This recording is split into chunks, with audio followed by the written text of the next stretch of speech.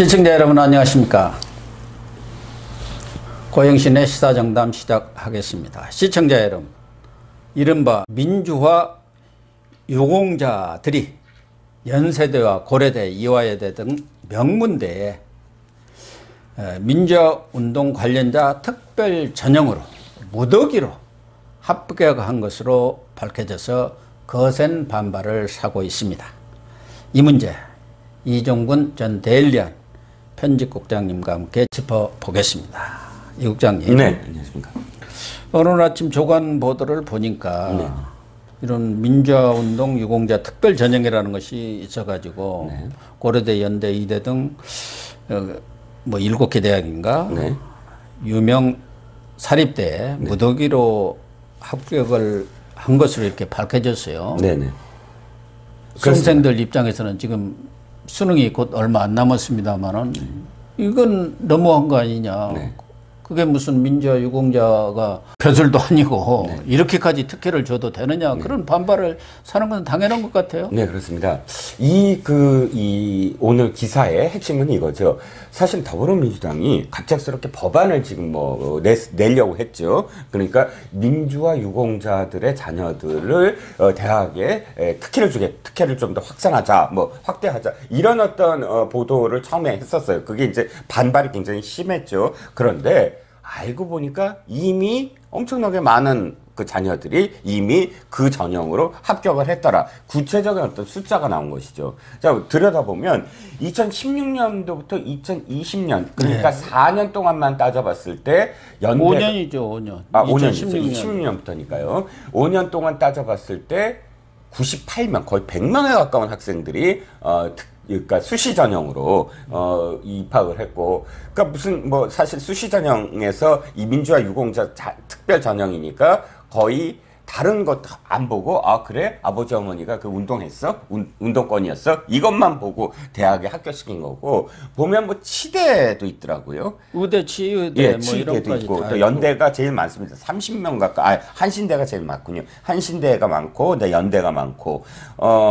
해서 6개 대학에 98명이고요. 또 이화여대를 봤더니 이화여대는 2013년부터 2020년까지 21명이 이 전형으로 들어갔다는 겁니다. 즉 약 한 119명인데 문제는 이거예요. 예. 이게 지금 자료 보존 기간 내에 있는 것만 지금 준 거잖아요, 대학들이. 그러니까 법적인 자료 보존 기간 이전의 거는 알 수가 없다는 거예요. 야, 그러네요. 훨씬 더 많을 수가 있다는 거죠. 예.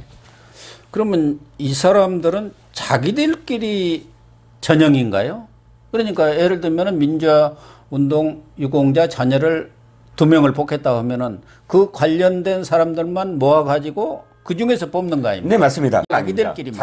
자기들끼리 리그네요. 그렇죠. 그러니까 전형이 쫙 있으면 그 전형에서 몇 명을 뽑는다는 게 다 이제 미리 나와 있습니다. 네. 그러면 몇 대 1이다라고 그러니까 생각을 하고 이제 이쪽으로 넣어야지, 이쪽으로 넣어야지. 그러니까 이들의 자녀들은 아마도 제일 많이 뽑는 데를 선택을 했을 거예요. 이렇게 대학이 일곱 개 대학이라고 한다면 7개 대학 내에서 어디로 가는 게 다 자기한테 유리할까? 왜냐면 자기네들끼리 경쟁하는 것이기 때문에 그렇습니다.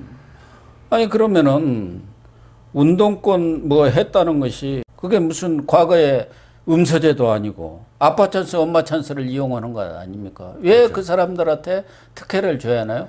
예를 들면 4.19라든가 5.18처럼 국민적 공감대가 형성이 된 것도 있지만 네네. 그다음에 무슨 전교조 해직자도 다 민주화운동자라고 하지 않습니까? 윤미향이도 민주화운동한 거 아니에요? 그렇죠. 그것이 전부 다 민주화운동이라는 게 뭡니까? 그렇죠.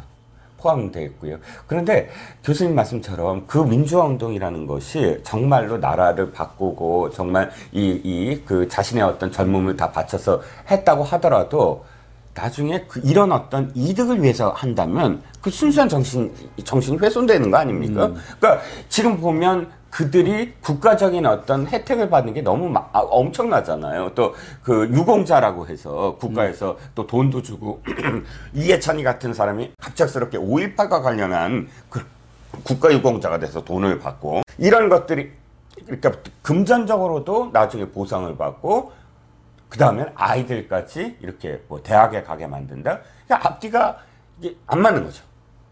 그러니까 본인들도 충분히 보상을 받았어요. 그 대상자에 대해서도 논란이 많습니다. 왜 저런 사람이 5.18하고 무슨 관계 있어서 그렇죠. 예. 유공자가 돼갖고 돈을 받느냐. 이 장기표 같은 어떻게 보면 운동권 대부 아닙니까? 네. 이런 사람 뭐 한 10억 정도 받을 수 있는데도 불구하고 감방에도 오래 살았고 그러기 네. 때문에 감옥도. 그런데 아니 사회 지식인이 그런 불의에 저항하는 것이 너무 당연하고 당연한 책문대 엘리트가 네.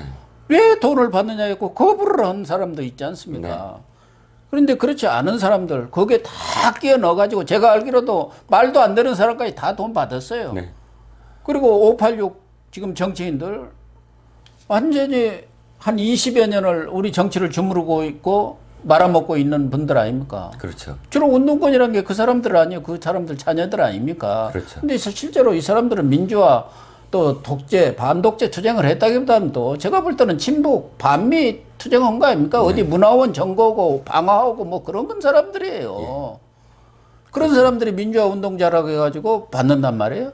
차라리 우리 같은 사람이 민주화 운동자죠. 해직 당하고, 네.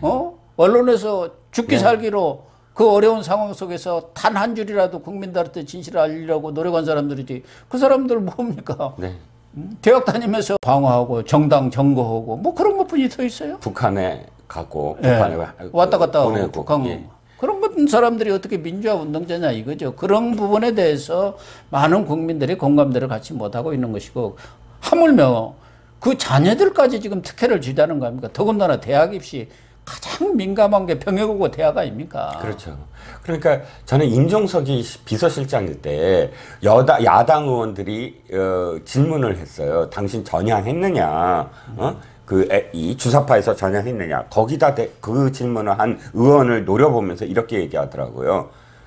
의원님은 그때 뭐 하셨어요? 이렇게 얘기하더라고요. 즉 그때 나는 운동권이었거든.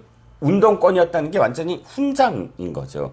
그러니까 이 하나의 어떤 뭐랄까요, 내가 운동을 했기 때문에 나는 정당해, 뭐 이런 이야기를 하는 것인데 이 자들이야말로 사실 신기득권 아닙니까? 운동을 했다는 이유 하나만으로 다른 건 아무것도 안 했어요. 아니 운동을 하는 건 좋은데 그것이 국민을 위해서 한 겁니까? 무슨 국익을 위해서 한 겁니까? 완전히 친북 운동한 거 아니에요. 그렇죠. 그 당시 임수경 평양축제는 임수경 보내고 그런 거 왜 뭐 한 거 뭐 있냐 이거요. 반일 운동 한 거 아닙니까? 그렇죠. 그래서 사실 신기득권층으로 지금 자리 잡은 사람들이 그 권력을 이용해서 자기네들끼리 자녀까지 포함을 해서 이렇게 그 세습하는 귀족의 세습하잖아요. 그 하듯이 똑같은 행태를 하는 거죠. 그런 기득권층으로 자기네 자녀들을 편입시켜서 영원히 권력을 향유하겠다. 뭐 이런 지금 이야기밖에 안 되는. 아까도 잠깐 뭐 나왔지만 우원식 의원이 뭐 민주화 유공자 법을 지난 9월에 우상호, 윤미향 등 그 윤미향이 또 여기도 들어갔네. 네. 그 운동권 출신 20여 명의 서명을 받아서 발의를 했지 않습니까? 거기에도 뭐 교육 부분에 대한 특혜도 있지만 취업, 뭐 사망자는 10%, 부상자 유자는 5% 이렇게 가산점을 주고 그 외에도 뭐 의료라든가 대출, 공공주택, 민간주택 이런 분양까지도 다 특혜를 주는 이런 법안을 지금 내놔가지고 아예 제도화하자는 것 아니었습니까? 그런데 반발이 좀 거세니까 아직은 주춤하고 있는데 이것도 제가 볼 때는 처리를 할 것 같아요. 그렇습니다. 그래서 그게 말이 됩니까? 그렇죠. 대학에도 지금 이미 이런 특혜 입학이 이루어지고 있는데 이미 이렇게 이제 취업 분야까지 지금 취업 대란 아닙니까? 코로나 사태로 대학 멀쩡히 좋은 대학 나오고도 취업을 못 드는데 이 사람들한테는 5% 10% 가산점이라는 것은 그냥 들어라는 얘기나 똑같은 거 아닙니까? 저는요, 앞으로 한 30년 있다가 법안 또 바뀔 겁니다. 손자까지 이제는 하라. 손녀까지 하라. 아주 대대적으로 영원히 이 권력을 놓지 않겠다. 그 권력을 세습하겠다. 그러니까 현대판 음서제도라고 지금 얘기되는 거 아닙니까? 어떤 출신이냐, 그때 운동을 했느냐, 안 했느냐. 이걸 갖고, 한 100년을 먹고 살겠다. 뭐 이런 지금 야심을 지금 드러낸 거죠. 문재인 정권이 촛불 정권이라고 하고 촛불 혁명을 그렇게 앞세우고 있는데 거기에서 본인들이 이야기한 게 있지 않습니까? 정의, 평등, 무슨 뭐 기회는 균등하고 결과는 공정. 정의롭고 뭐. 그 세 가지 하나도 부합하지 않는 일 아닙니까? 진짜 민주화 운동을 했느냐? 정말 반독재 투쟁을 벌였느냐? 뭐 이런 조건들이 좀 맞이하는데 그런 것들은 별로 없지 않습니까? 그렇죠. 그러니까 거기에 이제 그 앞에 전제 조건이 있었던 거죠. 우리들끼리의 기회가 많이 주어져야 돼요. 우리들끼리의 정의로움이고 우리들끼리의 그런 공정함이다. 뭐 이런 우리들만의 어떤 세상을 만들겠다. 우리는 옳고 너희들은 무조건 그르다. 우리는 선하고 너희들은 무조건 악이다. 뭐 이런 개념이 있는 거죠. 이건 정치가 아니죠. 이 정도 되면 종교죠, 종교. 사이비 종교의 어떤 신념 뭐 이런 것이죠. 네, 시청자 여러분. 이제 조금 있으면은 수능 시험도 치러지고 대학 입학철이 본격화 되는데요. 그에 앞서서 이른바 운동권 출신 정치인들이 앞장을 서서 민주화 유공자라는 포장을 씌워갖고 자녀들까지 특혜 입학을 하고 이미 또 특혜 입학을 시켜왔다고 하니 우리 학부모 입장에서는 정말 기가 막히고 억장이 무너지는 것 아닌가 하는 생각이 듭니다. 더욱이 대학 입시를 앞두고 있는 청년들의 입장에서는 이게 공정사회고 정의사회고 평등한 사회냐 이런 항의가 나오는 것이 너무나 당연하지 않겠습니까? 시청해 주셔서 감사합니다.